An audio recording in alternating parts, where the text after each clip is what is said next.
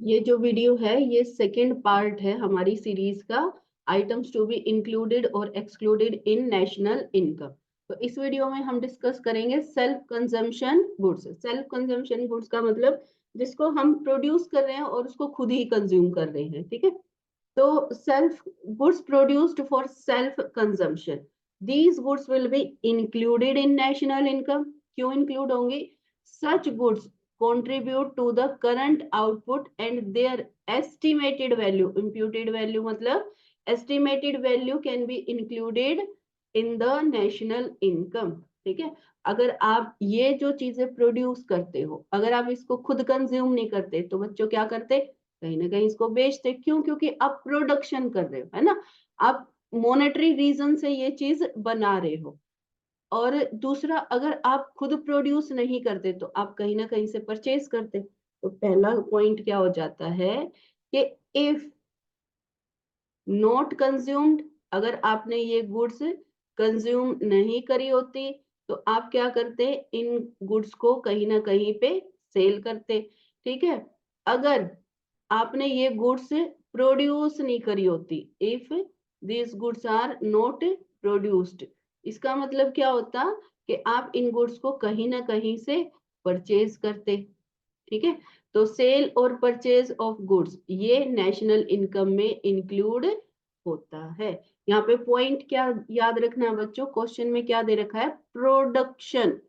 Goods are produced, आप production कर रहे हैं। ठीक है, सेकेंड आइटम है services rendered by family members to each other.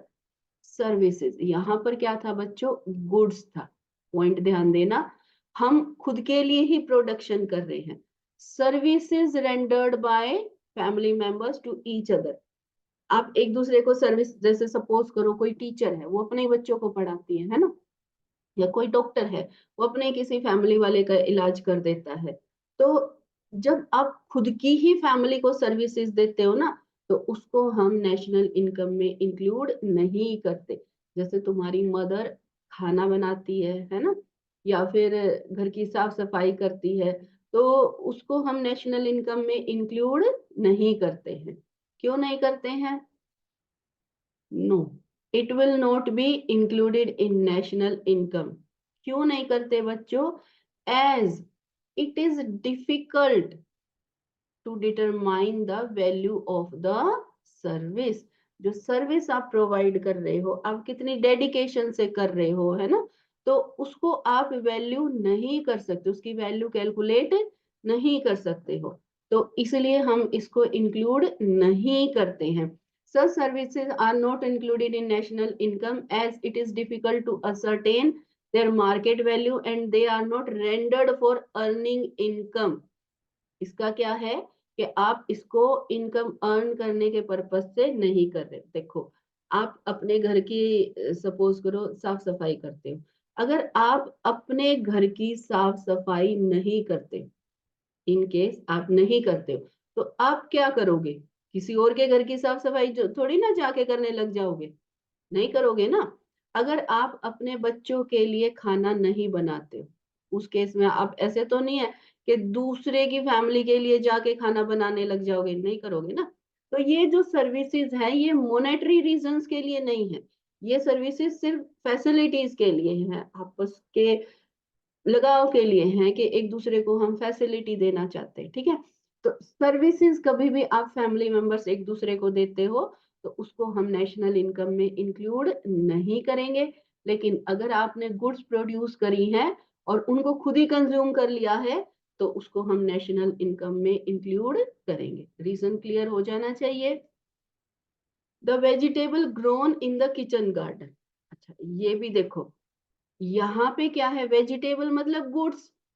अगर आप वेजिटेबल प्रोड्यूस कर रहे हो अपने किचन गार्डन में, वेजिटेबल मींस गुड्स प्रोड्यूस कर रहे हो, ठीक है, लेकिन इसको हम नेशनल इनकम में इंक्लूड नहीं करते। अब पॉइंट में कंफ्यूजन आ जाएगा आप लोगों को, है ना। देखो क्या कंफ्यूजन आ जाएगा, यहाँ तो मैंने बोला था goods produced for self consumption, यहाँ है the vegetable grown in kitchen gardening. ठीक है, पहली चीज तो जो आप किचन गार्डनिंग करते हो बच्चों, वो मोनेटरी रीजन के लिए नहीं करते हो, है ना। मॉनेटरी रीजन के लिए किचन गार्डनिंग नहीं करते हो। अगर आपके किचन गार्डन में कोई सब्जी उगा लिया आपने, तो आप क्या करोगे? उसको बेचने तो नहीं जाओगे ना, एक्स्ट्रा होगी तो आप डिस्ट्रीब्यूट कर दोगे नियर बाय, अपने रिलेटिव्स में, नेबर में, किसी न किसी को रिलेट डिस्ट्रीब्यूट कर दो, उसको बेचने तो नहीं जाओगे ना। किचन गार्डनिंग जब हम करते हैं, उसका रीजन हमारा कभी भी मॉनेटरी नहीं होता। वो जस्ट ऐसे ही कर लेते हैं कि चार पैसे हमको बच जाएंगे, या हमारी हॉबी है, या हम घर की उगाई हुई सब्जी खाएंगे तो उसमें केमिकल्स वगैरह नहीं होंगे, फर्टिलाइजर्स हम अच्छे यूज करेंगे, फ्रेश तोड़ के खाएंगे, यही एम होता है ना किचन गार्डनिंग का। उसका ये एम तो कभी भी नहीं होता कि हम उस सब्जी को उगा के और बेचने जाएंगे, ऐसा तो नहीं होता ना। अगर आप ऐसा पर्पस हो तो आप फिर उसको प्रोड्यूस करोगे, ठीक है। आप उसको किचन गार्डन में नहीं ग्रो करोगे ना, आप प्रोफेशनली उसको प्रोड्यूस करोगे।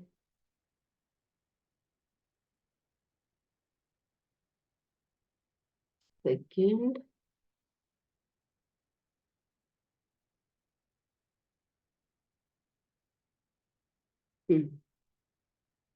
तो no, it will not be considered in the national income as it is difficult to estimate the value of a production।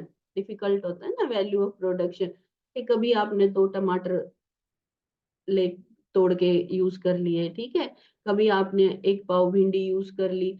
आप किचन गार्डन में ऐसे ही तो यूज करोगे ना, तोड़ा और बना लिया जितना भी, तो आपको बहुत मुश्किल होगा एस्टिमेट करना इन चीज की।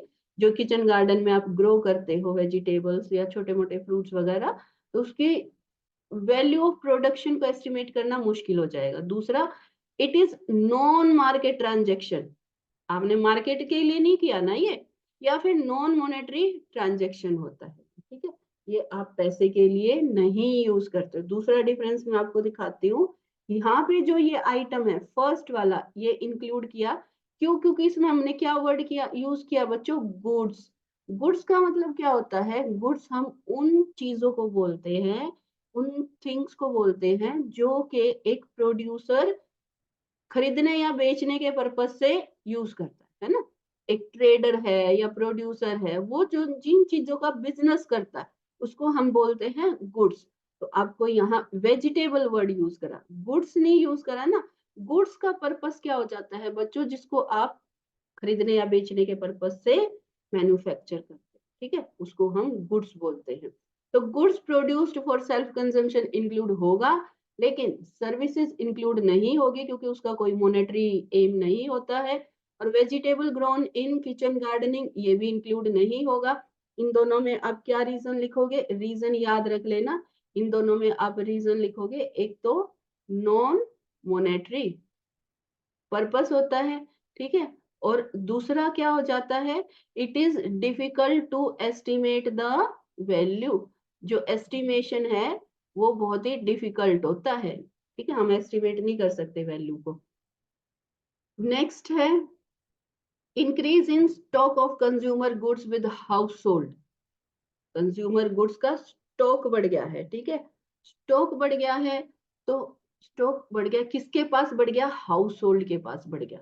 मतलब हम लोग एकदम ऐसे तो नहीं है ना कि रोज आज दाल बनानी तो जाके खरीद के लेके आए हैं, है ना, आज सब्जी बनानी तो, कभी कभी ऐसा होता है, लेकिन यूजुअली हम अपने घर पे स्टॉक रखते हैं चीजों का, है ना, जो भी चीज हम कंज्यूम करते हैं।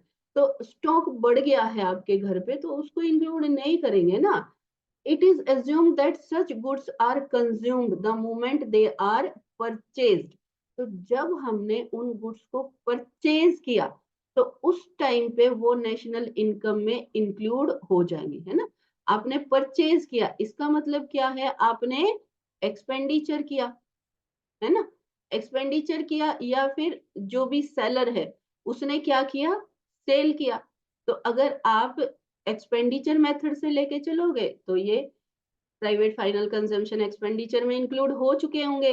अगर आप वैल्यू एडेड मेथड लेके चलोगे तो उसमें ये सेल्स में इंक्लूड हो चुके होंगे, ठीक है।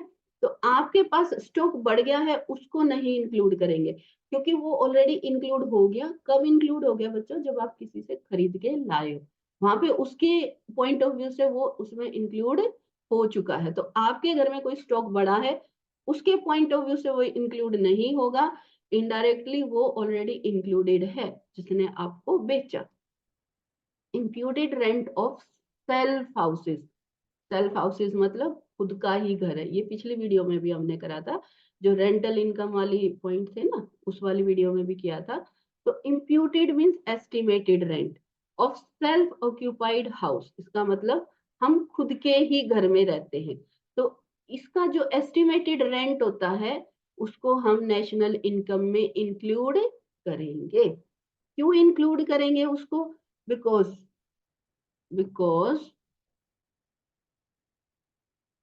it will include in national income as people living in such houses enjoy housing services like those in rented house।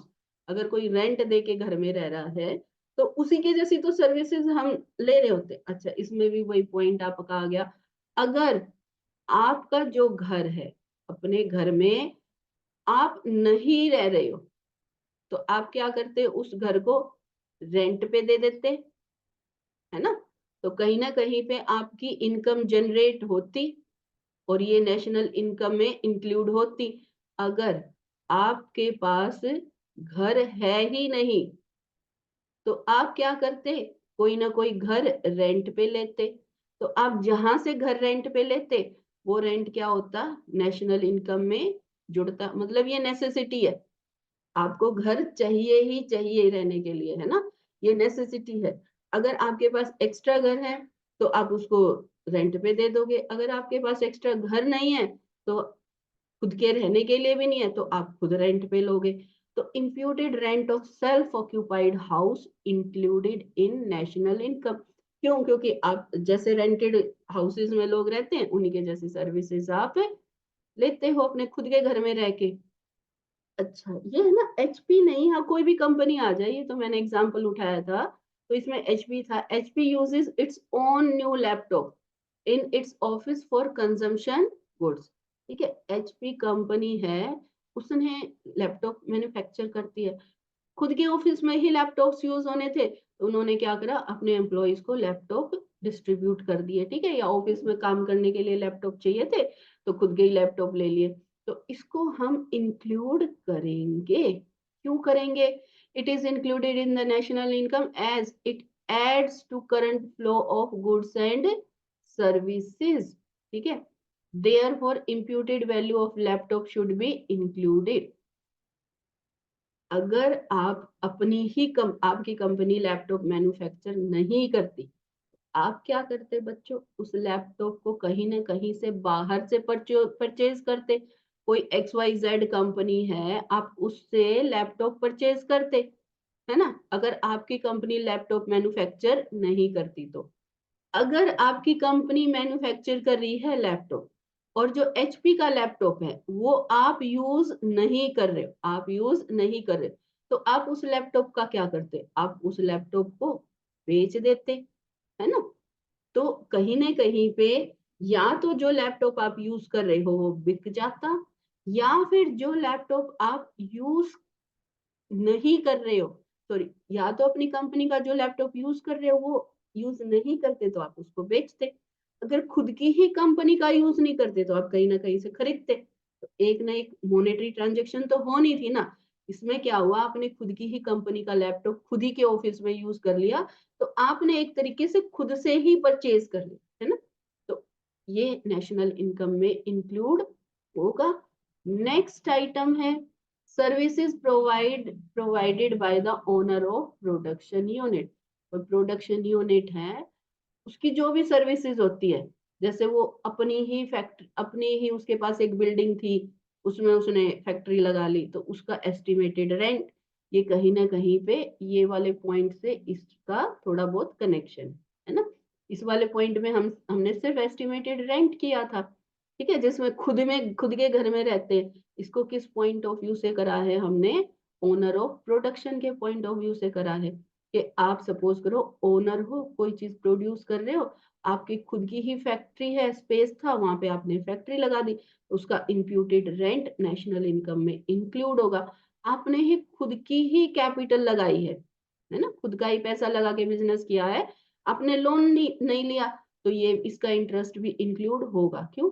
अगर आप अपनी कैपिटल नहीं लगाते तो आप क्या करते, उस पैसे को बैंक में एफडी कराते या किसी को लोन पे दे देते, है ना। तो आप उससे इंटरेस्ट अर्न करते। अगर आप अपनी कैपिटल नहीं लगाते तो आप क्या करते, आप उससे इंटरेस्ट अर्न करते, है ना। लेकिन अगर मान लो आपने खुद की कैपिटल से नहीं बिजनेस करा, आपने बिजनेस कैसे स्टार्ट करा, लोन लेके बिजनेस स्टार्ट करा। तो लोन लेके अगर आप बिजनेस स्टार्ट करोगे तो उस पे आपको इंटरेस्ट पे करना पड़ता, है ना। उस पे इंटरेस्ट आपको पे करना पड़ता। तो इंटरेस्ट ऑन ऑन कैपिटल क्या है बच्चों, आपने खुद ही का पैसा खुद ही को लोन पे दिया है तो आप खुद ही को इंटरेस्ट पे कर रहे हो। लेकिन रियलिटी में तो ऐसा नहीं है ना कि हम खुद ही को पे करते कि लो भाई ये मेरे 500 रुपए, लो भाई ये मेरे 1 लाख रुपए। हम खुद को तो नहीं पे करते ना, लेकिन पेमेंट तो होता ना अल्टीमेटली। तो यहाँ पे एक पेमेंट इग्नोर हुआ है, लेकिन वो हमें करना डेफिनेटली पड़ता है, ठीक है। प्रोडक्शन फॉर सेल्फ कंजम्पशन, ये फर्स्ट पॉइंट हमने इस वीडियो में जो करा है ये वही से। तो ये सब इंक्लूड करेंगे ही करेंगे हम नेशनल इनकम की कैलकुलेशन में। तो देखो, yes, it will be included, ठीक है। Why? Because it contribute to the current output of goods and services of an economy. Also, imputed value are added to national income. ठीक है, इसमें इसको हम नेशनल इनकम में इंक्लूड करेंगे। कुछ एक इसके पॉइंट्स अगर मैं आपको बताऊं ना, अगर आप, ऐसा नहीं है कि सारे रट नहीं पड़ेंगे, या जो भी एक्सप्लेनेशन उसमें कुछ एक है ना पॉइंट्स, आप वो पॉइंट्स लिस्ट आउट कर सकते हो। तो उन पॉइंट्स में से आप कोई भी उसमें रीजन डाल सकते हो या सारे रीजन डाल सकते हो, ठीक है। तो क्या क्या रीजन हो सकते हैं जो आज की वीडियो से रिलेटेड है, ऐसा नहीं कि किसी भी उसमें डाल सकते हो आप पॉइंट में। जो आज की वीडियो में पॉइंट्स हमने डिस्कस करे उसमें क्या क्या रीजन हो सकते हैं बच्चों। एक तो क्या रीजन हो सकता है आपका, मॉनेटरी पर्पस, कि आपने वो मॉनेटरी पर्पस के लिए किया है कि नहीं किया है, ठीक है, आपका मॉनेटरी रीजन है कि नहीं है। दूसरा, कि आप उससे जो गुड्स एंड सर्विसेज है, गुड्स एंड सर्विसेज है, उसके फ्लो पे कोई इफेक्ट पड़ रहा है कि नहीं पड़ रहा है। गुड्स एंड सर्विसेज का जो फ्लो है वो हो रहा है कि नहीं हो रहा, मतलब कोई चीज मैन्युफैक्चर हो रही है, ठीक है।